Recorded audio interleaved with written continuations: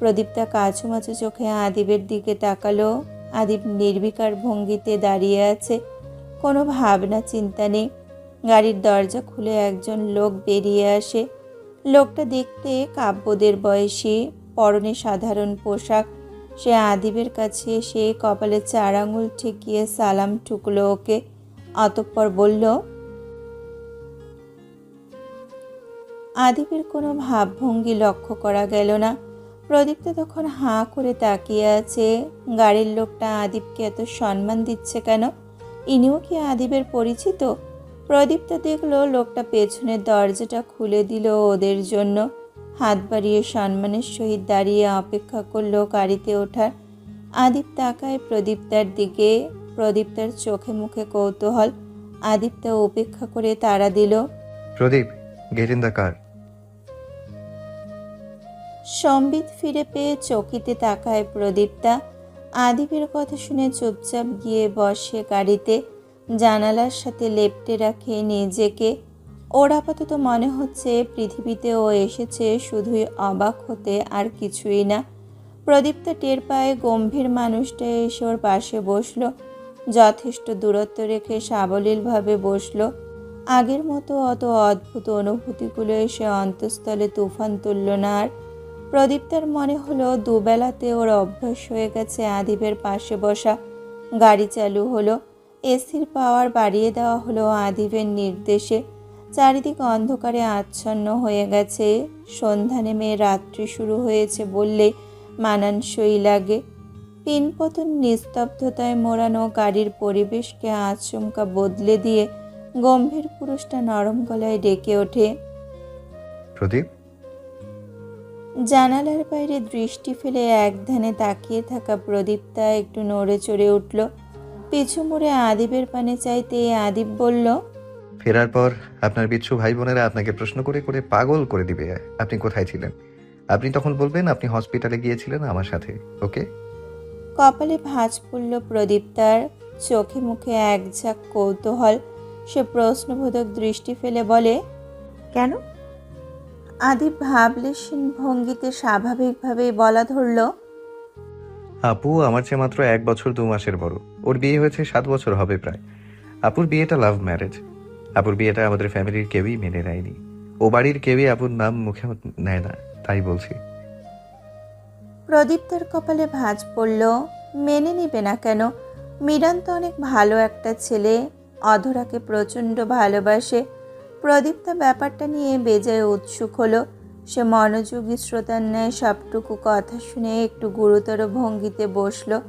চোখে মুখে কৌতূহল ফুটিয়ে বলল, কেন মেনে নেয়নি? প্রদীপ্তার কৌতূহল দেখে ঠোঁটের কোণে স্বল্প হাসি ফোটায় আদিব। বলে, পুরোটা শুনতে বিরক্ত লাগবে না? আমাতে এমনিতেই আপনার ভীষণ বিরক্ত। প্রদীপ্তা এহেন কথায় অপ্রস্তুত হলো খুব। ও কখন বলেছে যে ও আদিবের উপর বিরক্ত? মানুষটা তো বেশি বুঝে কেন? প্রদীপ্তা এপাশ ওপাশ মাথা নাড়ে, মিহি কণ্ঠে বলে, কখন বলেছি? ঠোঁটের হাসি আর একটু প্রসারিত করলো আদিব। অতঃপর শান্ত কণ্ঠে বলল, শুনুন তবে, আপু যখন সবে কলেজে ভর্তি হলো তখন আপুর আর যে কোনোভাবে ভাইয়ার সম্পর্ক হয়। আমার নানা মামা কতটা সম্ভাব্য পরিবারের তা তো দেখেছেন। তারা আগে থেকে এতটা সচ্ছল, ওদিকে ভাইয়ার তাদের তুলনায় কিছুই নেই। এখন যা আছে তখন তো তাও ছিল না। যে কোনোভাবে এই সম্পর্কের কথা মামার কানে যায়। সেসব শুনে বাড়িতে সে কি কাণ্ড! আপুর ঘর থেকে বেরোনো বন্ধ করে দেয়া হয়। কিছুদিনের মধ্যে অন্যত্র জায়গা থেকে সম্বন্ধ এলে সেখানেই আপুর বিয়ে ঠিক করা হয়। তবে আপু আর ভাইয়া যেহেতু দুজন দুজনকে প্রচণ্ড ভালোবাসে, তাই কেউই পারতো না কাউকে ছাড়া থাকতে। এর মাঝেই ভাইয়া নিজের পরিবার নিয়ে আপুর বাড়িতে প্রস্তাব দিতে গিয়েছিল। আমার মামা অপমান করে তাড়িয়ে দিয়েছে। যাই হোক, বিয়ের দিনের ঘটনা। বাড়ির বড় মেয়ের বিয়ে বলে খুব জাঁকজমকভাবে অনুষ্ঠানের আয়োজন করা হয়েছিল। তবে সেই সব জাঁকজমকপূর্ণ অনুষ্ঠানকে ফিকে করে দিয়ে বিয়ের দিনই ভাইয়ার সাথে পালিয়ে যায় আপু। সেদিন সবার সামনে খুব অপদস্থ হতে হয়েছিল নানা ভাই আর মামাকে। কোনো অতিথি দুটো কথা বলা ছাড়েনি। সেই দিনই সেই দিনের অপমান, রাগ, অভিমান থেকে আপুকে ত্যায্য করেছে ও বাড়ির সবাই, এবং এমনকি আমার মাও। বলেই থামলো আদিব। অনেক কথা বলে ফেলেছে। সচরাচর কাজের বাইরে কখনো আদিব এত কথা বলে না একসাথে। প্রদীপ্তা ডাগর ডাগর চোখে নিষ্পলক চেয়ে আছে আদিবের দিকে। খোরশেদ সাহেবের মতো লোক গরিব বলে নাতনির পছন্দকে দূরে ঠেলে দিয়েছে, একথা প্রদীপ্তার কাছে অবিশ্বাস্য। তুরিন বেগম, রেনুফা খাতুন, ওনারা কি করে পারলেন? ফারুক সাহেবের ব্যাপারে কোনো ধারণা নেই প্রদীপ্তার, তাই সে ওই লোকটাকে নিয়ে একটুও ভাবল না। নানা ভাই কেন এমন করলেন? উনি তো পারতেন আপুর সাথে ভাইয়ার বিয়ে দিতে। বিষণ্ণ মুখে কথাটা বলল প্রদীপ্তা। আদিপের এত হাসি পেল।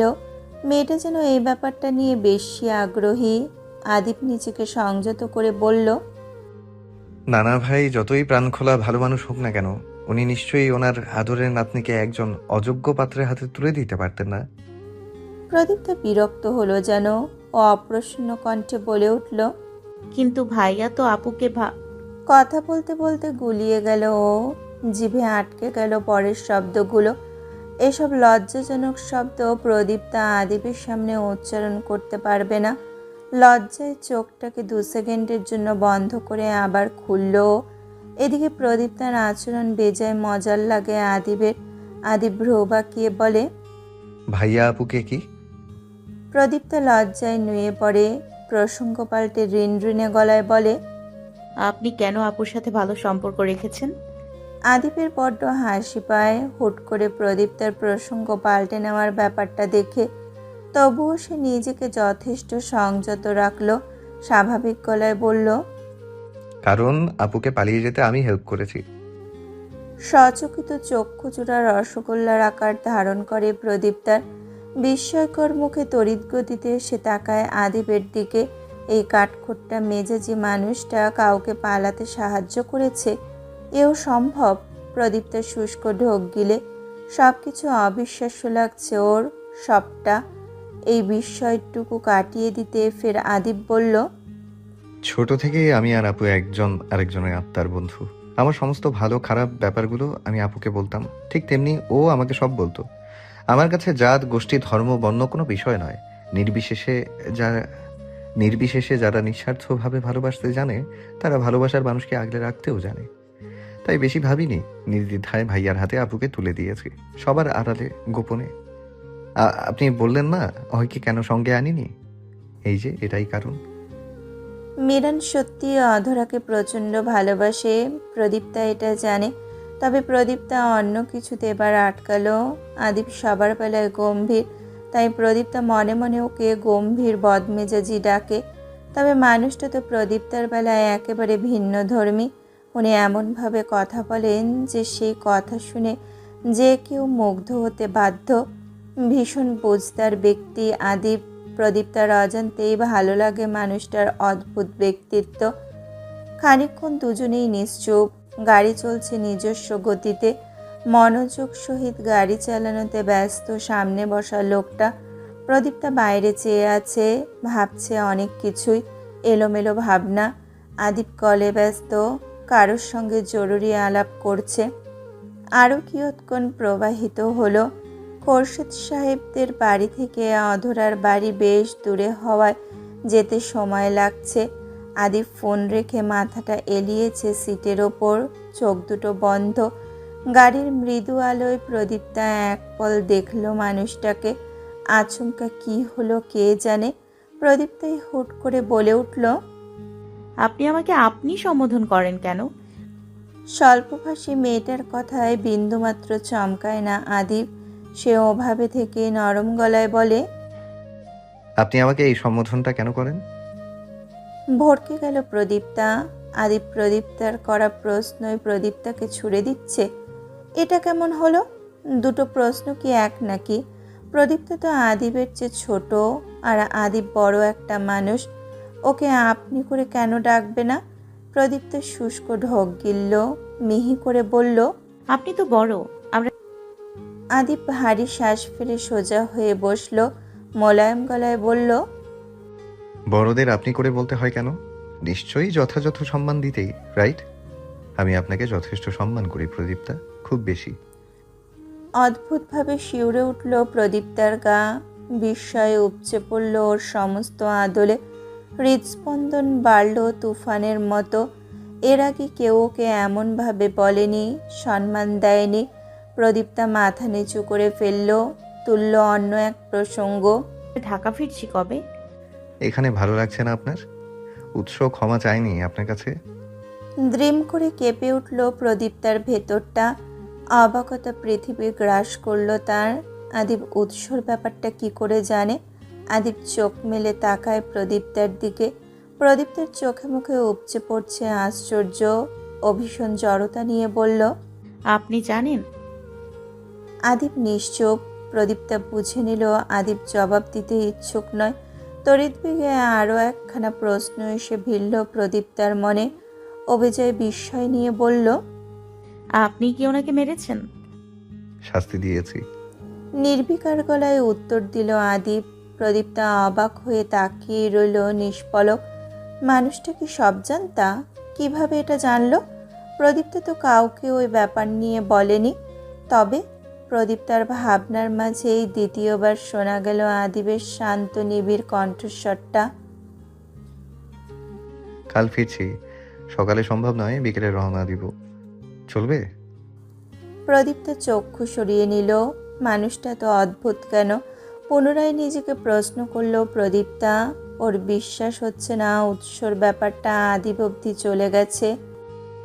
বাড়ি গিয়ে মিথ্যে বলতে বলেছি, নিশ্চয়ই মনে মনে খুব বকছেন আমায়। অকস্মাৎ আদিবের এমন ধরনের কথা শুনে আরেকবার অবাক হলো প্রদীপ্তা। সে চমকে তাকালো আদিবের দিকে, কণ্ঠ খাদে নামিয়ে বলল, আপনার আমাকে এত খারাপ লাগে? প্রদীপ্তার মুখে এমন কথা শুনে নিঃশব্দে হেসে ফেলল আদিব। ও ভেবেছিল প্রদীপ্তা চুপ থাকবে, অথচ মেয়েটা তাকে চরম ধরনের এক কথা শুনিয়ে দিল। আদিব গভীর দৃষ্টি ফেলে প্রদীপ্তার মুখশ্রী পানে, অতঃপর হাস্যোজ্জ্বল মুখেই মহাবিষ্ট কণ্ঠে বলে ওঠে, আপনার মতো ভালো আর কাউকেই লাগে না প্রদীপ্তা। প্রদীপ্তার চক্ষু কোটর ছেড়ে বেরিয়ে যাওয়ার উপক্রম। মেয়েটার চোয়ালে মুহূর্তেই ঝুলে পড়ল। আচমকা ছলকে উঠল বক্ষপিঞ্জর। স্তব্ধ হয়ে যায় পৃথিবী। মারাত্মক এই কথার অর্থ কী? অথচ প্রদীপ্তার এমন করুণ দশা করেও খুব নির্বিকার আদিব। সে সহসা সামনের মানুষটাকে দৃঢ় কণ্ঠে ডাকল। রাজ, রাজ। রাজ নামের ব্যক্তিটির কানে ব্লুটুথ গোছা। আদিব প্রচণ্ড বিরক্তি নিয়ে আরেকবার ডাকে। মানুষটা শুনল না। তৎক্ষণাৎ গাড়ির মধ্যেই গুরুগম্ভীর কণ্ঠের ঝঙ্কার তুলল সে, ইডিয়ট, ডাকছি তোকে। তড়িঘড়ি করে কানের যন্ত্রগুলো খুলল রাজ। গাড়িটার নিয়ন্ত্রণ ভালোভাবে সামলে নিয়ে ব্যগ্র গলায় বলল, জি স্যার, বলুন। আদিব গম্ভীর কণ্ঠে বলল, তাকবীর সাহেবের আপডেট শুনতে চাইছি। রাজ ভদ্রসুলভভাবে বলে, সেফ জোনে আছে স্যার, আপনাকে মেইল করা হয়েছিল সম্পূর্ণ ডিটেলস। আদিব আর কথা বাড়ালো না। এদিকে গুরুগম্ভীর মানুষটার দিক হতে ডাগর ডাগর চক্ষু জোড়া সরাতেই পারল না প্রদীপ্তা। হৃৎপিণ্ডের অদ্ভুত আচরণের মাঝেও সে নিষ্পলক শুধু চেয়ে রইল। এত অদ্ভুত একটা মানুষ কিভাবে হয়? রাত্রি 8টার সময় বাড়িতে এসে পৌঁছালো আদিবরা। প্রদীপ্তাকে আগে আগে পাঠিয়ে দিয়ে পেছনে পেছনে আসার কথা জানিয়েছিল আদিব। প্রদীপ্তাও একা একা চুপচাপ চলে এলো। আজ আর বাইরে গল্পের ঝুড়ি নিয়ে বসেনি কাব্যরা। ওরা বসেছে বসার ঘরে, খাচ্ছে আর হাসাহাসি করছে প্রত্যেকে। প্রত্যেকে বলতে কাব্য, সাদিদ, রুষা, রাহা আর ওহি। সহসা বাড়ির ভেতরে প্রদীপ্তাকে আসতে দেখে ওদের সবার নজর আটকায় ওর দিকে। কাব্য, সাদিদ আর রুষার মুখের ভঙ্গিমা হয় এমন যেন ওরা প্রদীপ্তার অপেক্ষাতেই ছিল। সাদিদ আগে ভাগেই বলে উঠল, কোথায় গিয়েছিলি প্রভা? প্রদীপ্তা খড়খড়ে গলাটা শুষ্ক ঢোক গিলে ভেজালো। স্বাভাবিক কণ্ঠে বলে, হসপিটালে। আশ্চর্য হয়ে দাঁড়িয়ে পড়ল প্রত্যেকে। বিস্ময়করভাবে তাকালো প্রদীপ্তার দিকে। কাব্য বলল, হাসপাতালে কেন? আমি বাড়িতে ছিলাম তো। প্রদীপ্তা জানে কাব্য পেশায় একজন ডাক্তার। এখন সে কি জবাব দিবে? আদিব তো আর কিছু শেখায়নি ওকে। প্রদীপ্তা ভাবল, অতঃপর মিহি কণ্ঠে বলল, আমার শরীর বেশি খারাপ লাগছিল তাই। প্রদীপ্তার শেষ করতে হয় না পুরো কথাটা। তার অসমাপ্ত কথায় সুন্দর ইতি টেনে কেউ বলে ওঠে, দিদুনি ভাইয়াকে বলেছিল আপুকে নিয়ে একটু ডক্টরের কাছে যেতে। ওহির কথা শুনে সবাই ওর দিকে তাকালো।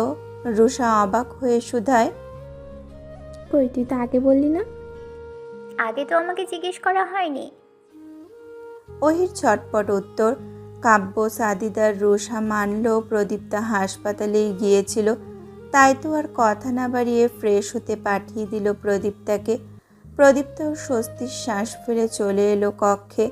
চোখে মুখে পানির ঝাপটা দিয়ে গায়ের শাড়িটা পাল্টে সাধারণ একটা শাড়ি পরে নিল ও।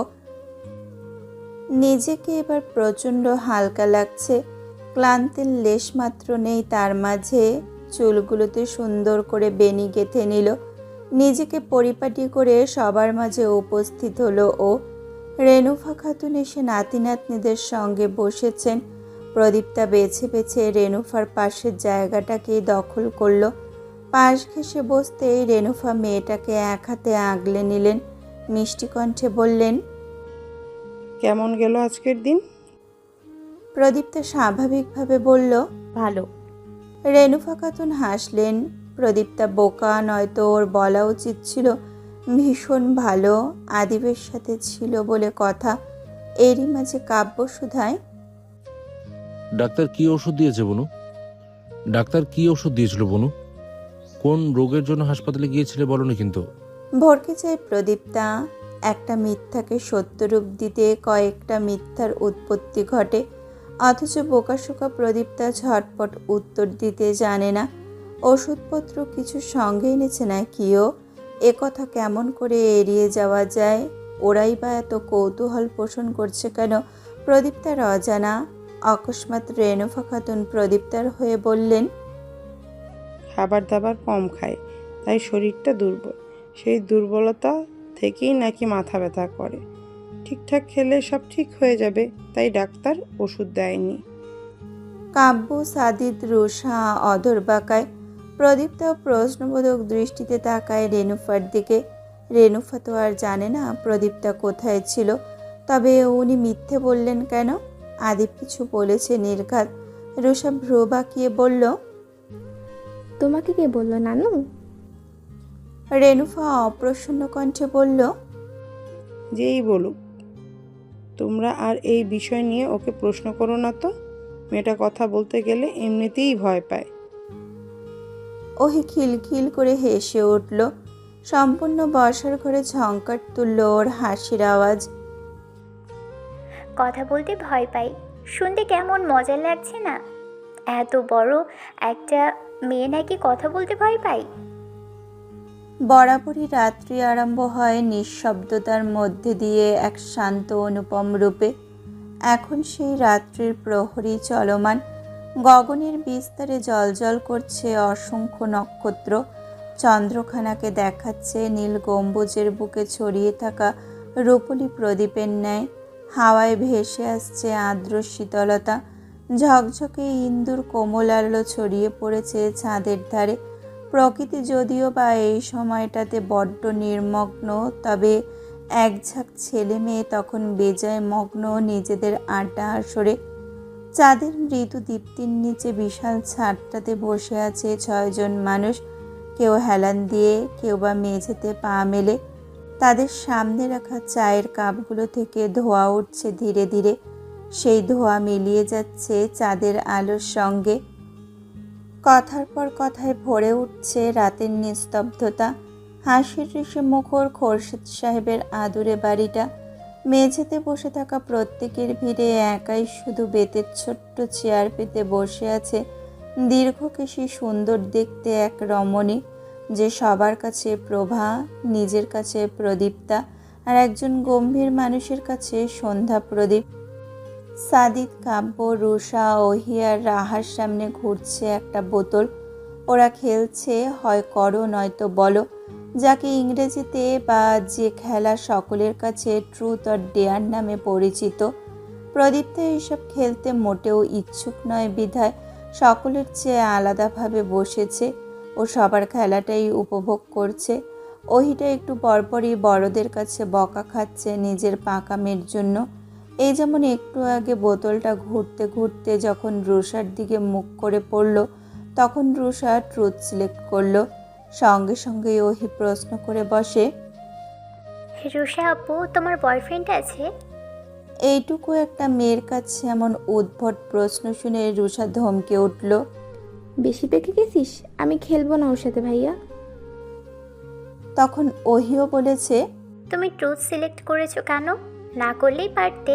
আমি প্রশ্ন করলাম, এতেই সমস্ত দোষ নাকি আমার? প্রদীপ্ত শুধু মেয়েটার দিকে তাকিয়ে থাকে।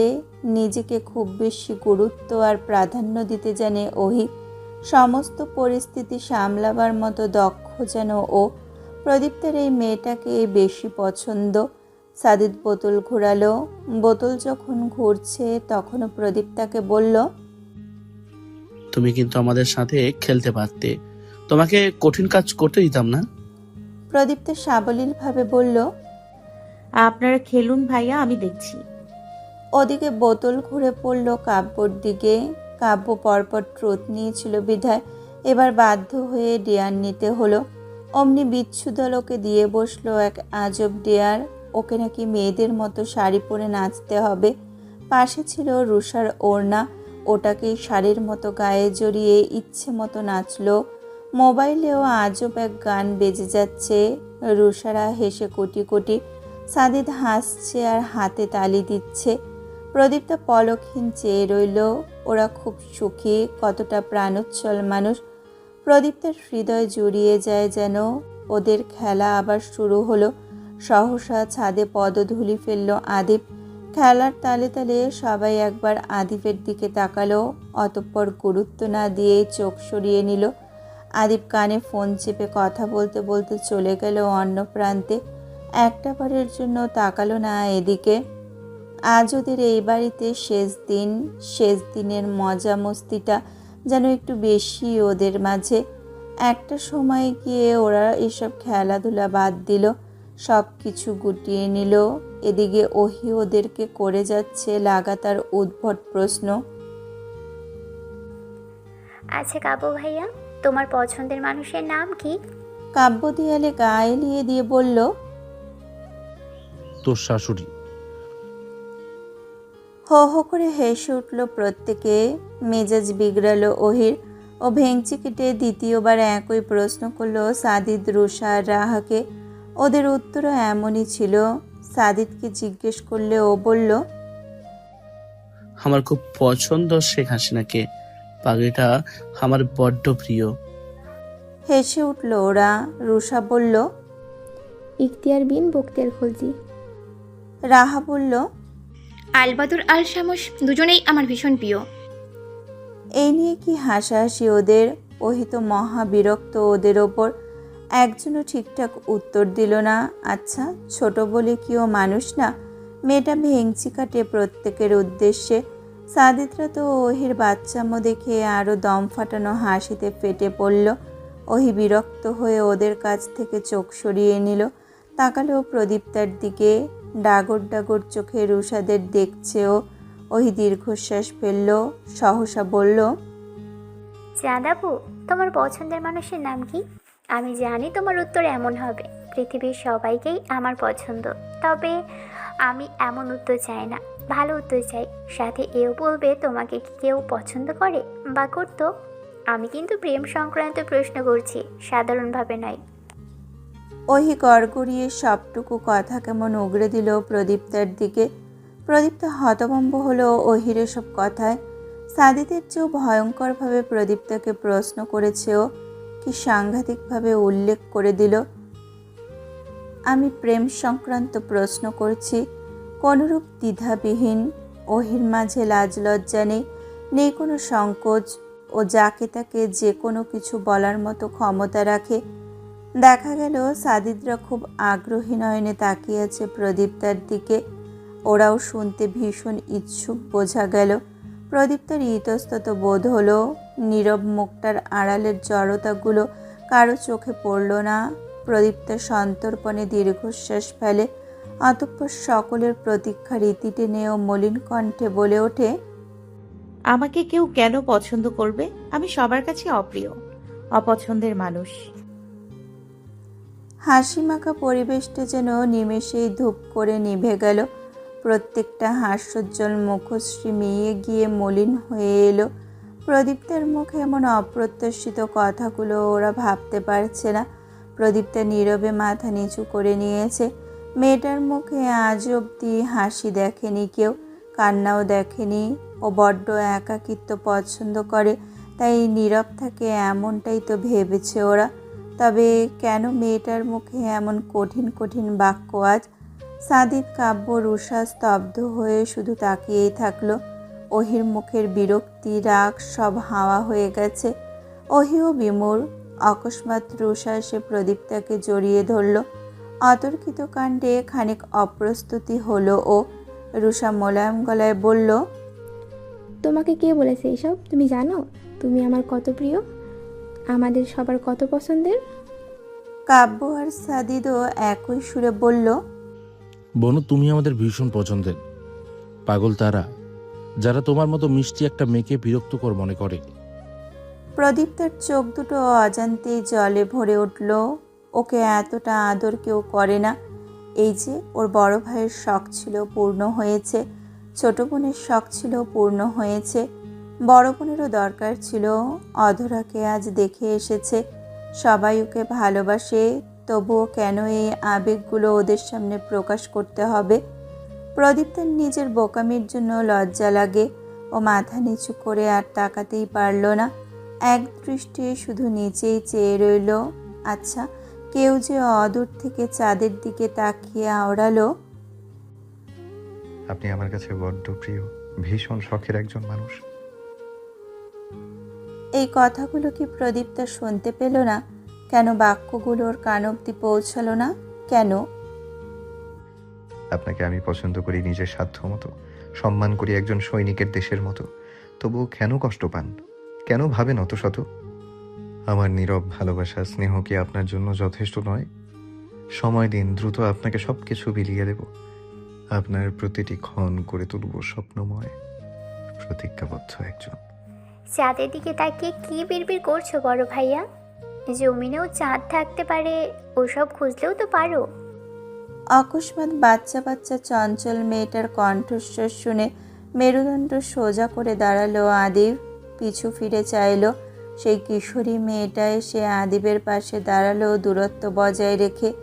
ওর দূর দূরান্তে চেয়ে ধূর্ত কণ্ঠে বলল, তুমি কি চাঁদ আবুকে বলে দিয়েছো তোমাকে আমি উৎস ভাইয়ের ঘটনাটা বলেছি? ওহির কথাগুলো শুনেও গম্ভীর পুরুষটি চুপ করে রইল। আজ সকালে ওহি আদিবকে কাল রাতের ঘটনাটা যেটুকু জানে অতটুকু বলেছে। মোটেও প্রদীপ্তা ওকে বলেনি, বরং কাল রাতে যখন প্রদীপ্তা আতঙ্কে মৃদু চেঁচিয়ে উঠেছিল তখনই ওহির ঘুম ছুটে যায়।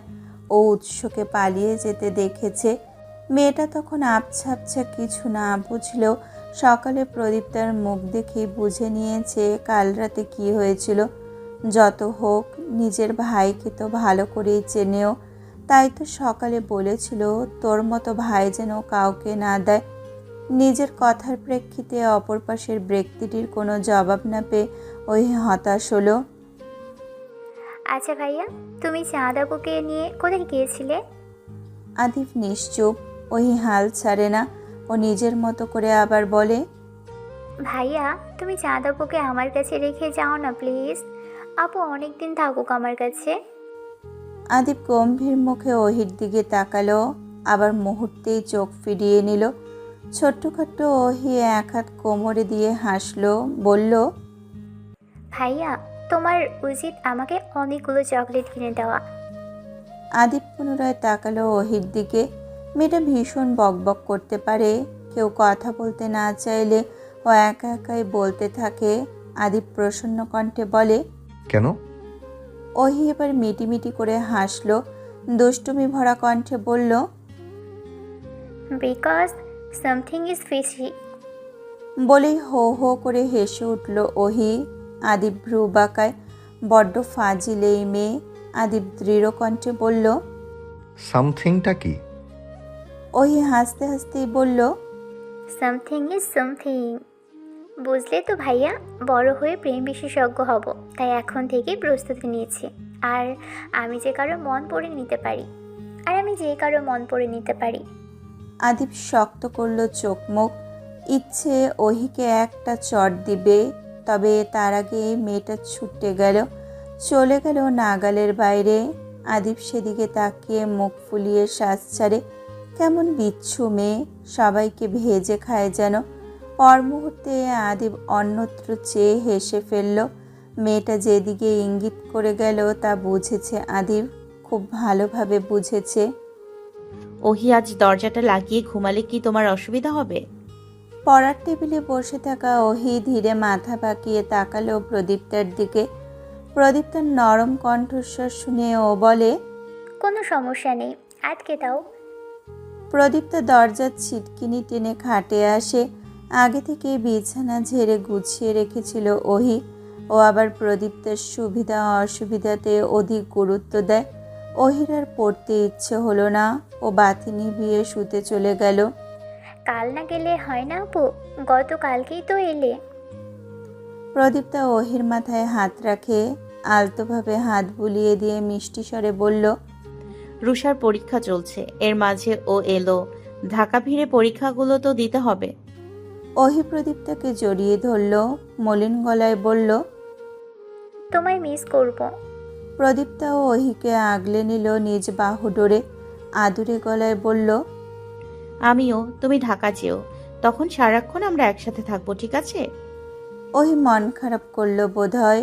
ও মিনমিনে গলায় বলল, আমার ঢাকা যেতে খুব দেরি, তখন তো আদিব ভাইয়াও চলে আসবে, আমার আর সুযোগ কই। প্রদীপ্তা আশ্চর্য হলো, সে প্রশ্ন ছুড়ল, উনি আবার কোথায় আসবেন? ওহি মন খারাপের মাঝেও হেসে ফেলল, বলল, তুমি বুঝবে না। শোনো আপু, একটা ভালো কথা বলি। তুমি না আদিব ভাইয়ের সাথে অনেক বেশি কথা বলবে। আমার ভাইয়া কিন্তু খারাপ না, যতটা দেখতে লাগে ও প্রচণ্ড ভালো। তুমি ভাইয়ের সাথে না মিশলে বুঝতেই পারবে না উনি কতটা ভালো। প্রদীপ্তা চুপচাপ শুনল। ওহি আরও বলল, ভাইয়া আর 4 দিন আছে বোধহয়। তোমার হাতে মাত্র 4 দিন সময় আছে, অর্থাৎ 96 ঘন্টা আছে। কাজে লাগাও আপু, ভাইয়াকে দেখো, ভাবো, কাছাকাছি থাকো, অনেক কিছু জানতে পারবে, অনেক কিছু। প্রদীপ্তা নীরব। ওহির কথাগুলো বোধহয় ওর মাথায় ঢোকেনি। সাধারণ কথাগুলো ওর কাছে জটিল লাগলো। আচ্ছা, সবাই যে বলছে আদিফের চলে যাওয়ার সময় হয়ে গেছে, কোথায় চলে যাওয়ার সময়? মানুষটা কোথায় চলে যাবেন? প্রদীপ্তার মনে প্রশ্ন এলেও ওহিকে জিজ্ঞেস করলো না। নীরবে চক্ষুজোড়া বন্ধ করলো ঘুমানোর প্রয়াসে। পরের দিনের কথা। সকাল থেকে দুপুর আগের মতো করে ভালোভাবে কেটে গেল অনায়াসে। সুন্দর সময়গুলো নাকি দ্রুত চলে যায়, ঠিক যেন চোখের পল্লব ফেলার আগেই সময় ফুরিয়ে যায়। রুষাদের সঙ্গেও এমনটা হলো। 2 দিন যাবৎকালের সমস্ত সুন্দর মুহূর্তগুলোকে এই বাড়িতে ফেলে রেখে বিকালে ওরা রওনা হলো ঢাকার উদ্দেশ্যে। আসার আগে সবার সে কি মন খারাপ। ওহি তো প্রদীপ্তাকে জড়িয়ে ধরে আর ছাড়তেই চাইছিল না, কেঁদে ফেলেছিল। তবুও আসতে তো হতোই। গাড়ি চলছে নিজস্ব গতিতে। উৎস আসেনি ওদের সঙ্গে, ও আলাদা আসবে, কবে কখন তা অজানা। ড্রাইভারের পাশের সিটটা দখল করে বসেছে আদিল, পেছনে কাব্য আর সাদিদ, আর মধ্যখানে রুষা আর প্রদীপ্তা। রুষা একদিকে যেমন মন খারাপ করেছিল, অপরদিকে ওর ভালো লাগছে। আজ থেকে প্রদীপ্তা শুধু ওর সাথে থাকবে। ঢাকাতে তো আর ওহি নেই, এই নিয়েই মনটা উৎফুল্ল ওর। প্রদীপ্তা জানালার বাইরে এক ধ্যানে চেয়ে আছে। বিকালের সময়টা খুব সুন্দর হয়, আকাশের রংটা দেখতে ভীষণ ভালো লাগে। প্রদীপ্তা চোখ জুড়িয়ে ওটাই দেখছে, মাঝে মাঝে আবার রুষাদের কথায় হুঁ হাঁ করছে। অকস্মাৎ সকলের মাঝে বসে থাকা সবচেয়ে নীরব সদস্যটি কথা বলল, গম্ভীর কণ্ঠস্বর ছড়ালো বদ্ধ বাক্সের ন্যায় গাড়িতে। প্রদীপ্তা। প্রদীপ্তা সামনের দিকে তাকালো। লুকিং গ্লাসের মধ্যে দিয়ে আদিপ ওর দিকে তাকিয়ে আছে, ডাকছে ওকে আদুরে কণ্ঠে। কাব্য, সাদিদ, রুষারা প্রদীপ্তার এই নামটি জানে না। ওরা আশ্চর্য হলো, কাকে ডাকছে আদিপ?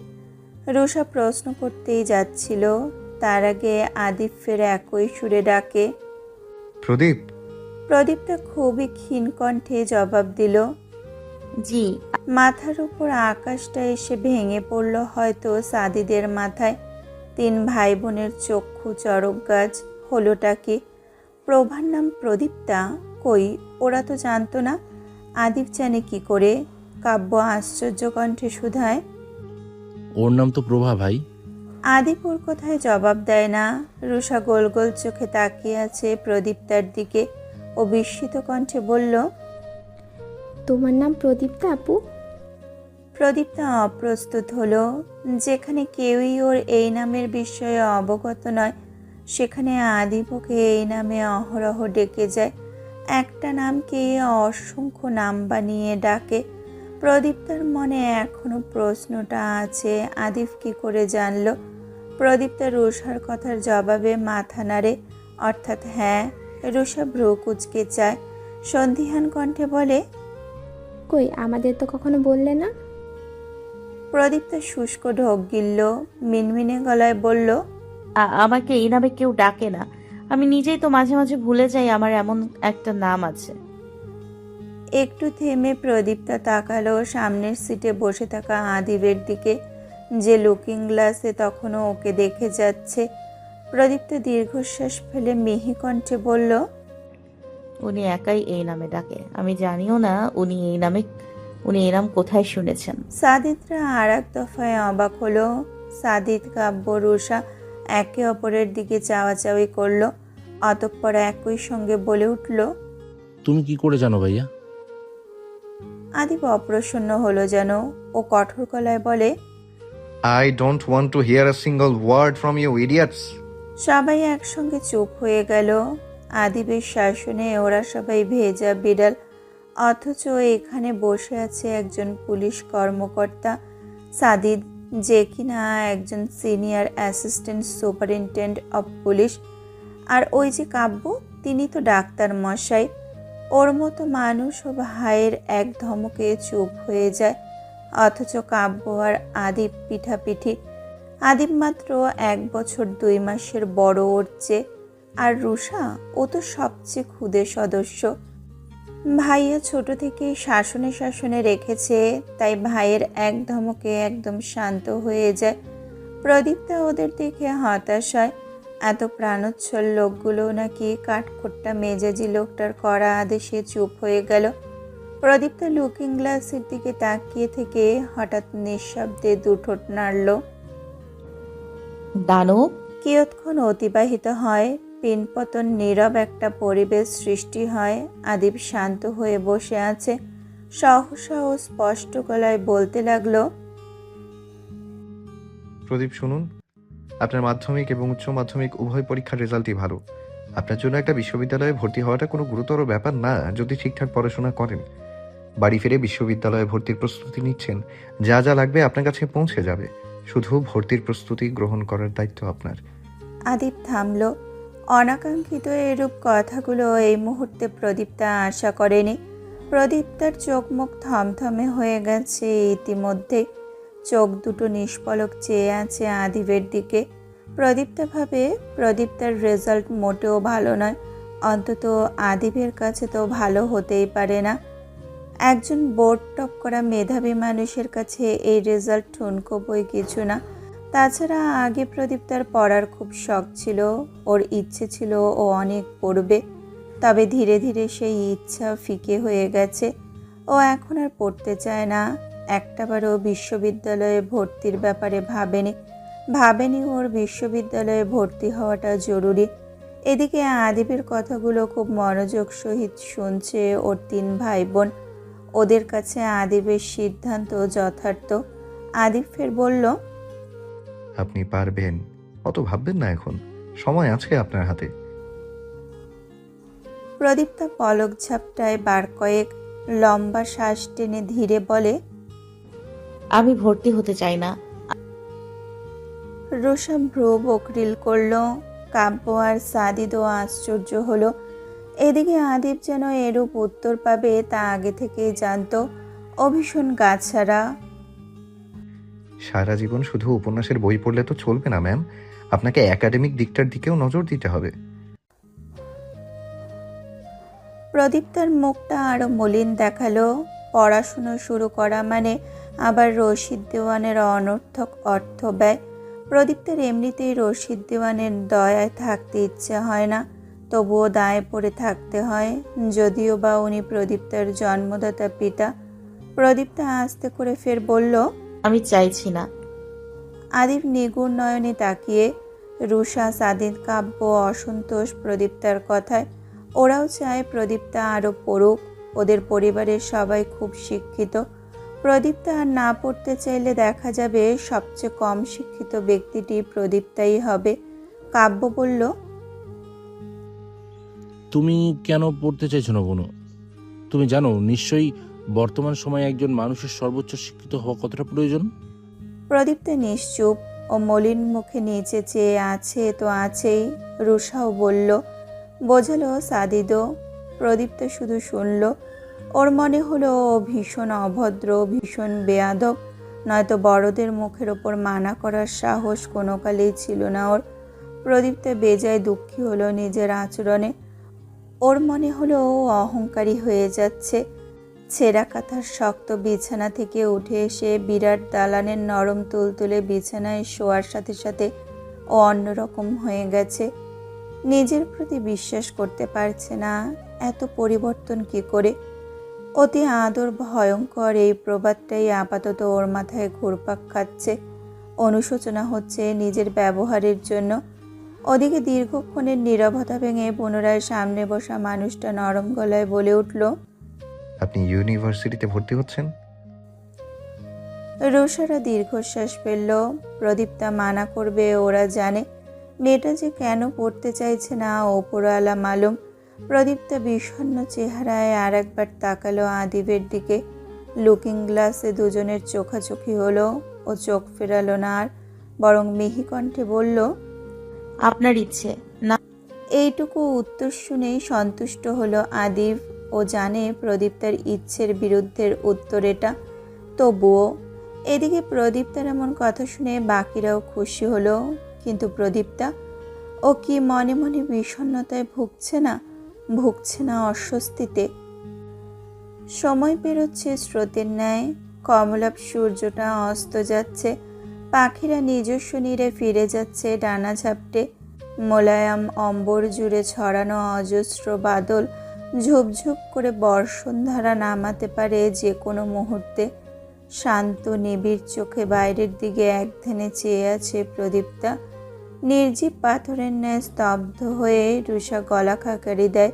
প্রদীপ্তার মনোযোগ নেওয়ার উদ্দেশ্যে। লাভ হয় না খুব একটা। রুষা ঠোঁট উল্টায়, কোমল কণ্ঠে ডাকে, প্রদীপ্তা আপু। প্রদীপ্তা পিছু ঘোরার আগেই এক রুক্ষ কণ্ঠস্বর ওদের গ্রাস করে। ডোন্ট কল হার প্রদীপ্তা, ওটা আমার ব্যক্তিগত। বড়সড় বিকট এক বজ্রপাত ধরণী কাঁপিয়ে সময়কে স্থবির করে দিল হয়তো। বিস্ময়ে চক্ষুজোড়া বৃহদাকার ধারণ করল সাদিদ, রুষা আর কাব্যর। অবিশ্বাস্য ওদের চাহনি, সবটুকু বিস্ময়ে এসে ভিড়ল প্রত্যেকটা মানুষের অন্তঃস্থলে। ফোন চালাতে থাকা কাব্য আর সাদিদের হাত থেমে গেছে। রুষার চোয়াল ঝুলে পড়েছে, চোখ দুটো স্থবির সামনের দিকে। কাব্য শুষ্ক ঢোক গিলে দু হাতের সাহায্যে চোখ কচলালো। রুষা ধীরে ধীরে মুখে হাত চাপলো। সাদিদ হাঁ করে চেয়ে রইল কেবল। আর প্রদীপ্তা, মেয়েটার অন্তঃপটে ঘূর্ণিঝড় বইছে, ধুকপুক করছে বক্ষ পিঞ্জর। তীর করে কাঁপছে ওষ্ঠাধর দুটো। চোখ দুটো বড্ড গভীর দৃষ্টি স্থাপন করেছে আদিব নামক ব্যক্তির ওপর। আদিবের কথা এত জোর কেন, এত অধিকার বোধ কেন? মানুষটা সব সময় কেন প্রদীপ্তাকে বিস্ময়ের চূড়ান্ত পর্যায়ে নিয়ে ফেলে দেয়? কেন করে হৃদয়টাকে বেসামাল? রুষা ফাঁকা ঢোক গিলল। নিজেকে সামলে আমতা আমতা করে বলল, প্রভাবু, তোমার মন খারাপ? প্রদীপ্তা ধ্যানভ্রষ্ট হলো। ও ধীরে জবাব দিল, তো তাহলে চুপচাপ জানালার বাইরে তাকিয়ে আছো কেন? কিছু বললেও জবাব দিচ্ছ না কেন? সত্যি তুমি ভার্সিটিতে ভর্তি হওয়ার ব্যাপারটা নিয়ে মন খারাপ করছো, তাই না? নয়তো ভাইয়ের ওপর রাগ করছো?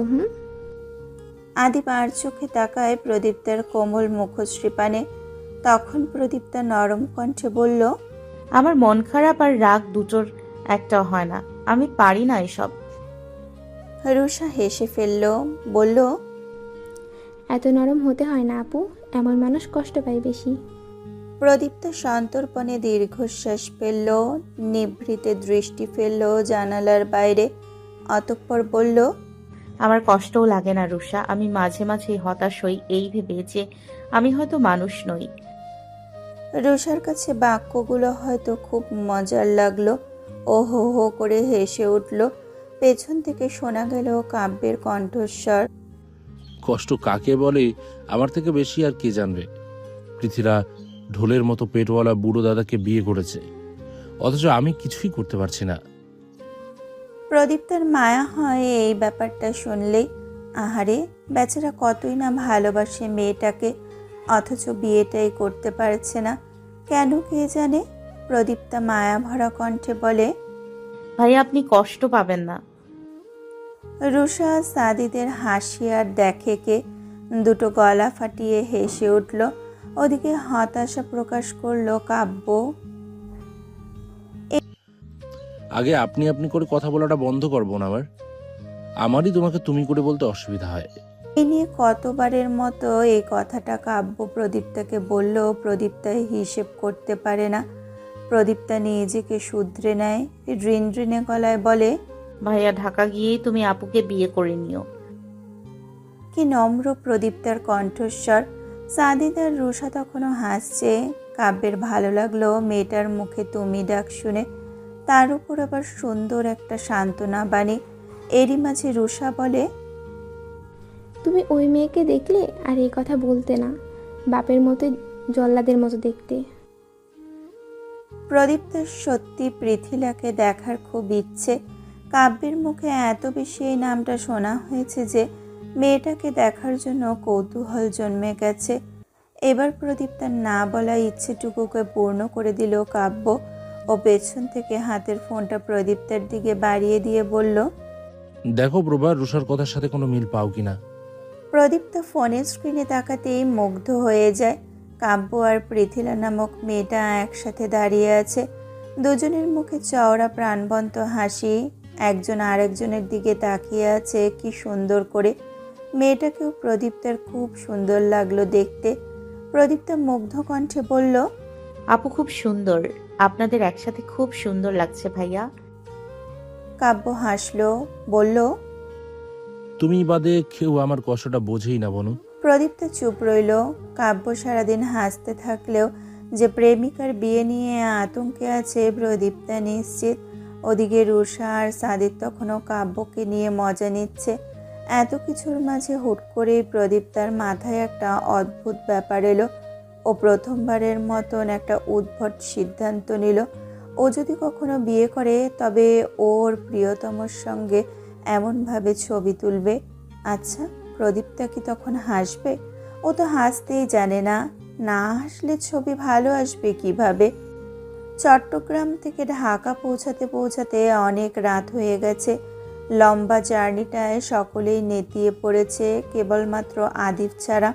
ওর অভ্যাস আছে এসবের। এত রাতেও ওদের জন্য অপেক্ষায় বসেছিলেন রুমকি বেগম। দীর্ঘ 3 দিন পর ছেলেমেয়েগুলো বাড়ি ফিরেছে বলে কথা। সবাইকে পেয়ে সে কি খুশি তার। একে একে প্রত্যেককে কত যে আদর করলো উনি, বিশেষ করে প্রদীপ্তাকে। মেয়েটা নতুন সদস্য বলে কথা। আদিবের বেলায়ও আহ্লাদের কমতি রইল না, বরং ওর বেলাকার আহ্লাদটা আরও বেশি। কঠোর মুখে সেই আহ্লাদটুকু মেনে নিল আদিব। অতঃপর সবাই যে যার ঘরের উদ্দেশ্যে গেল। হাত মুখ ধুয়ে নিজেকে হালকা করতে হবে। রুমকি বেগমও খাবার গরম করতে ছুটলেন। দোতলায় উঠতেই প্রদীপ্তার থেকে খুব দূরে থাকা আদিব সহসাই পাশে চলে এলো। প্রদীপ্তা ভরকে গিয়ে সেদিকে তাকাতেই আদিব বলল, ফ্রেশ হয়ে ঘুমিয়ে যাবেন না, একদম খেতে আসবেন, তারপর যত খুশি ঘুমাবেন, সমস্যা নেই। নিজের কথা শেষ করে আদিব চলে যান হনহনিয়ে। প্রদীপ্তা বেকুবের মতো চেয়ে রয় মানুষটার যাওয়ার পানে। এমন আশ্চর্যজনক মানুষ ওর জীবনে দুটো দেখেনি। সাধারণ কথাটা সাধারণভাবেও তো বলা যেত, তা না একদম হুমকি দিয়ে গেল বোধহয়। প্রদীপ্তা দীর্ঘশ্বাস ফেলল, চুপচাপ চলে গেল বরাদ্দকৃত কক্ষে। ঘড়ির কাঁটা টিকটিক করে ঘুরছে। রাত 3টার ঘরে। অনিচ্ছাকৃতভাবে ক্লান্ত শরীরটাকে কোনো মতে টেনে টুনে খাবার ঘরে নিয়ে এসে দাঁড়িয়েছে প্রদীপ্তা। তবে ওর এই হতাশাটুকু আরেকটু প্রগাঢ় হলো খাবার টেবিলের দিকে তাকানোর পরে। কাব্য, সাদিদ আর রুষা আছে এখানে, ওরাও খাচ্ছে। রুমকি বেগম ওদের পাশে বসে আছে, অথচ যে মানুষটা প্রদীপ্তাকে খাওয়ার জন্য আদেশ ছুড়ে এসেছিল সে নেই, উনি অনুপস্থিত। প্রদীপ্তা চুপচাপ গিয়ে বসলো। রুমকি বেগম আগে থেকেই ওর খাবারটা বেড়ে রেখেছিলেন। উনি প্রদীপ্তার সামনে প্লেট রাখলেন। আমার বাবার বাড়ি কেমন লাগলো প্রভা? প্রদীপ্তা নম্র স্বরে বলল, ভালো, ওনারা সবাই খুব ভালো। রুমকি বেগম একগাল হাসলেন। সাদিদ গদগদ কণ্ঠে বলল, ভালো বলতে ভালো, সবচেয়ে বেশি ভালো মনে হয় বোনই লেগেছে। সারাদিন ওহির সাথে সাথে থেকেছে। প্রভা আমাদের সাথেও এমন করে মিশেনি। দুদিনে ওহির সাথে যতটা ভাব জন্মে গেছে। রুমকি বেগম কিঞ্চিত শব্দ করে হাসলেন, বললেন, ওহিটা আবার বড্ড মিশুকে, ওর সঙ্গে যে কেউ দ্রুত মিশে যেতে পারে। রুষা ভেঙচি কাটল, অপ্রসন্ন কণ্ঠে বলল, মিশুকে না ছাই, আজ তো একটা ফাজিল হয়েছে। রুমকি বেগম থমথমে মুখে রুষার দিকে তাকালেন। রুষা গ্রাহ্য করল না। ওদিকে কাব্য দরজার দিকে একটু দেখে বলল, ভাই খাবে না? রুমকি বেগম দীর্ঘশ্বাস ফেললেন, মলিন গলায় বললেন, না, বললো খাবে না। এক কাপ কফি পেলে ভালো হয়। এখন যদি কফি করে দিই ছেলেটা কি আর ঘুমাতে পারবে? তাই এখনো কফি দেয়নি। নিশ্চয়ই মাথা ব্যথা করছে বলে কফি চাইছে। মুখ ফুটে তো এই কথা বলবে না। রুষা বলল, ভাইয়া আধমরা হয়ে গেলেও মুখ ফুটে বলবে না মা। ভাইয়ার এসব অভ্যাস হয়ে গেছে। তুমি জানো তোমার ছেলে এবারও নানু বাড়িতে গিয়ে রেস্ট না নিয়েই বেরিয়ে পড়ছিল। ফিরেছে রাতে, কালও বাড়িতে ছিল না। আর আজ জার্নি করে এতটাই এলো, অথচ ছিটোফোঁটা ক্লান্তি নেই ওর শরীরে। আমরা তো তবুও রাস্তায় একটু ঘুমিয়েছি, ভাইয়া তো তাও করে নাই। কাব্য বলল, এটা ওর কাছে সামান্য ব্যাপার। মনে নেই ও আর রাশিয়া থেকে যেদিন ফিরলো ওই দিনের কাহিনী? এসেই তো রেস্ট না নিয়েই ছুটলো দাদা দাদির কবর জিয়ারত করতে। তারপর গেল রাশিদ আঙ্কেলের সাথে গ্রামে। ওখানে গিয়ে সে কি ধকল চেয়ারম্যানের সঙ্গে। পরে যখন ঢাকা ফিরলো তখন একদমটা জিরিয়েছিল। এসেই না সুইমিং পুলের মধ্যে পড়ে রইল। ওরা থামে। নীরবতায় ছেয়ে যায় সারা ঘর। রুমকি বেগমের দীর্ঘশ্বাস ফেলার শব্দ ব্যতীত অন্য কোনো শব্দ নেই। চুপচাপ খাচ্ছে সবাই। সবার খাওয়ার গতি প্রদীপ্তার চেয়ে বেশি। প্রদীপ্তা ইঁদুরের মতো অল্প অল্প করে খাবার খায়। ওদিকে রুমকি বেগম পারছেন না, টেবিলেই ঘুমিয়ে পড়ছে। রাত তো অনেক হয়েছে, ঘুম পাওয়াটা স্বাভাবিক। না জানি কখন থেকে জেগে আছে। সহসা রুষা বলে ওঠে, মা তুমি গিয়ে শুয়ে পড়ো, খাওয়া হয়ে গেলে এসব আমি গুছিয়ে মা তুমি শুয়ে পড়ো, খাওয়া হয়ে গেলে এসব গোছগাছ আমি করে নিতে পারবো। রুমকি বেগম যেতে চাইলেন না। সে রুষার কাজের ব্যাপারে ভালোই অবগত। একটা গ্লাস রাখতে গিয়ে 10টা গ্লাস ভাঙার অভ্যাস আছে মেয়েটার। তবুও রুষা জোর করে রুমকি বেগমকে শুতে পাঠিয়ে দিল। কাব্য, সাদিদের খাওয়া শেষ। রুষা আর খাবে না, এটো করল ও। ওইদিকে প্রদীপ্তার ভাত এখনো ভর্তি, এক কোণা শেষ করেছে মাত্র। রুষা একজন অধৈর্য মানুষ। ওর পক্ষে কারোর জন্য অপেক্ষা করা মানে বিরাট কিছু। আচ্ছা আপু, তোমার খেতে কত সময় লাগবে? প্রদীপ্তা নিঃশব্দে তাকালো, অধর ভিজিয়ে মিহি কণ্ঠে বলল, তুমি ঘুমোতে চলে যাও রুষা, আমি এগুলো গুছিয়ে রেখে দিব। রুষা প্রশ্নবোধক দৃষ্টি নিক্ষেপ করলো, বলল, পারবে? ভাবলেশীনভাবে মাথা নাড়ল প্রদীপ্তা। অর্থাৎ পারবে। রুমকি বেগম যাওয়ার আগেই অর্ধেকটা চাপিয়ে গিয়েছিল। টেবিলে এখন শুধু পানির জগ, গ্লাস আর প্রদীপ্তার প্লেট। রুষা আর ভাবে না, চুপচাপ চলে গেল। প্রদীপ্তার খেতে খেতে আরও অনেক সময় লাগলো। ও যখন রান্নাঘরে গেল হাত আর প্লেট ধুতে তখন ওর মনে আচানক একটা ভাবনা এলো। না খেতে খেতে ও এটা নিয়ে ভেবেছে। রুমকি বেগম তো আদিবের জন্য কফি না করেই শুতে চলে গেলেন। আদিবের নাকি মাথা ব্যথা, ওর কফিটা দেওয়াটাও তো প্রয়োজন ছিল। আচ্ছা, ওর কি উচিত নয় আদিবকে 1 কাপ কফি করে দেওয়া? আদিবের স্বভাব যেমনই হোক, মানুষটা তো ভালো। প্রদীপ্তার সাথে তো কখনো খারাপ আচরণ করেনি, সব সময় কোমল কণ্ঠে কথা বলে। মাঝে মাঝে প্রদীপ্তার ভালোর জন্যই আদেশসূচক কণ্ঠে কিছু বলে যায়। প্রদীপ্তার তো উচিত এইটুকু করা, কিন্তু আদিব তো এতক্ষণে ঘুমিয়েও যেতে পারে। গভীর নিশুতি রাত্রি, ঘড়ির কাঁটা ক্রমশ এগোচ্ছে। অলিতে গলিতে মিশে আছে নৈসর্গ তমিশ্র। রাস্তার পাশটা সোডিয়ামের মৃদু আলোর আছে উজ্জ্বল। অম্বর জুড়ে ছড়ানো অজস্র তারা। ঔজ্জ্বল্য ইন্দুখানা বেশ ভালো এক জায়গা স্থাপন করেছে আকাশের বুকে। শহরের বুকে গড়ে ওঠা খানবাড়িটার ভেতরকার দৃশ্য অতীব ভয়ঙ্কর ভুতুড়ে। এত রাত্রে সবাই নিদ্রায় মশগুল। সারা বাড়ি জুড়ে নেমেছে নিগুড় আধার। উপরতলায় আধুনিক নিয়মের কিছু অদৃশ্য বাতি থেকে মৃদু আলো ছড়াচ্ছে। সারা বারান্দা জুড়েই এই মৃদু আলোর বিস্তার। কংক্রিটের জঙ্গলে হারিয়ে যাওয়া এক নির্লিপ্ত পথিকের মতো ক্ষুদ্র কদমে এগোচ্ছে এক রমণী। খোপা ঢিলে হয়ে ঝরঝরিয়ে ঝর্ণার ন্যায় কেশগুলো পিঠের ওপর পড়ল তার। খানিক ভড়কে যায় রমণী, তবু তাতে পাত্তা দেয় না তেমন।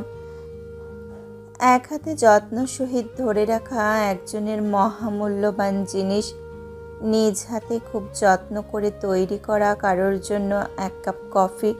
সে কি বিদঘুটে চেহারা কফির! এত কড়া কফি উইদাউট সুগার কি করে খাবে সেই মানুষটা ওপরালা মালুম। রমণী সেই মানুষটা শিখিয়ে দেওয়া নিয়মেই বানিয়েছে। সে জানে এমন কফি ওই মানবটার প্রিয়, একটু নয় ঢের প্রিয়। খুব সাধারণভাবে কফিটা বানানোর পর যে রমণীর মনে হয়েছে এটা ঠিক হয়নি। এত রাতে একজন পুরুষের ঘরে গিয়ে কফি দেওয়াটা মোটেও ভালো দেখায় না। বানিয়ে ফেলে আর এরূপ চিন্তা করেই বা কি। মনের কোণে একদল ইতস্ততা নিয়ে কাঙ্ক্ষিত কক্ষের প্রবেশদ্বারের সামনে এসে দাঁড়ায় প্রদীপ্তা। বুকটা এখন থেকেই দুরুদুরু করছে। ঢোক গিলে নিজের শুকনো খড়খড়ে গলাটা ভিজিয়ে নিল ও। সিদ্ধান্ত নিল একবারের বেশি ডাকবে না, বড়জোর হলে 2 বার। এই 2টো ডাকের একটারও সাড়া পেলে ভেতরে প্রবেশ করবে, নয়তো ফিরে আসবে। নিজেকে ধাতস্থ করে প্রথম করাঘাতের জন্য হাত বাড়ালো। বিশাল প্রবেশদ্বারে পড়ল প্রদীপ্তার ছোট্ট হাতের ছোট্ট করাঘাত। প্রদীপ্তা প্রস্তুত হলো প্রথম ডাকের জন্য। তবে বিধিবাম আটকে গেল প্রদীপ্তা। ধ্রিম করে কাঁপল ওর বুক। কাম। এত মৃদু আওয়াজের শব্দটা আদিবের কান অবধি কী করে পৌঁছালো? সে কি এরূপ মুহূর্তের অপেক্ষাতেই ছিল? প্রদীপ্তার কেন যেন মায়া লাগলো আদিবের জন্য। ও ভাবলো আদিবের হয়তো ভীষণ শরীর পীড়া, তাই কফির অপেক্ষায় প্রতীক্ষাবান ছিল। প্রদীপ্তা এতকাল জানতো না কারো মাথা ব্যথার ওষুধ কফি হতে পারে। আজ জানলো, এক নতুন অভিজ্ঞতা হলো ওর। বদ্ধ দরজাটা হালকা করে ঠেলে দিতেই 2 কপাট সরে গেল। দৃষ্টিতে উন্মুক্ত হলো নীল আলোপুঞ্জের জ্যোতিতে আচ্ছন্ন কামরাটা। প্রদীপ্তা বিস্মিত হলো মুহূর্তেই। এমন বাতি জ্বালিয়ে রেখেছে কেন? সাদা রঙের বাতির আলোয় কি বিরক্ত লাগছিল? গুটি গুটি পায়ে ভেতরে প্রবেশ করলো। হো হো করে ঘ্রাণেন্দ্রিয়ে ভিড়ল মিষ্টি সুগন্ধির সুবাস। কক্ষ বোধ হয়ে আছে ঠান্ডা শীতল আবহাওয়ায়। হিমশীতল এসির হাওয়া এসে জড়িয়ে ধরল প্রদীপটাকে। ও অনুভব করতে পারল সর্বাঙ্গে ছড়িয়ে পড়া শিরশিরে এক কাতর আকণ্ঠ অনুভূতি। মন কাননে দুলে ওঠা কোনো সরস প্রাণের চঞ্চল উচ্ছ্বাস প্রদীপ্তের শুষ্ক অধৈর্যরা চেপে ধরল। অস্পষ্ট আলোকছটাটাও সারা কক্ষে বস্তুগুলো নির্বিঘ্নে দেখা যাচ্ছে। মোটামুটি বৃহৎ আকারের এই কক্ষের আশেপাশে চাওয়াচাওয়ি করা শেষে টেবিলে মাথা রেখে বসে থাকা আদিবের দিকে দৃষ্টি আটকায় প্রদীপ্তার। কেমন নির্জীব প্রাণীর ন্যায় টেবিলে মুখ গুজে বসে আছে, অথচ পাশেই রয়েছে বিশাল আকারের খাটটা। প্রদীপ্তা আরও একবার গলাটা ভিজিয়ে নিল, অস্পষ্ট কণ্ঠে বলল, আপনার কফি। চোখের তাকায় আদিব। তীক্ষ্ণ তীরের ন্যায় অন্তর্ভেদ করা দৃষ্টিতে তাকালো হয়তো মানুষটা। প্রদীপ্তার অন্তঃস্থল দ্রিম করে কাঁপল, হৃদস্পন্দন বাড়ল আশ্চর্য রকমভাবে। আদিব হয়তো প্রদীপ্তাকে এখানে আশা করেনি একবারের জন্য। ও কপালে ভাঁজ ফেলল, হাত বাড়িয়ে দ্রুত কক্ষের বাতি জ্বালিয়ে বলল, মা আপনাকে পাঠালো?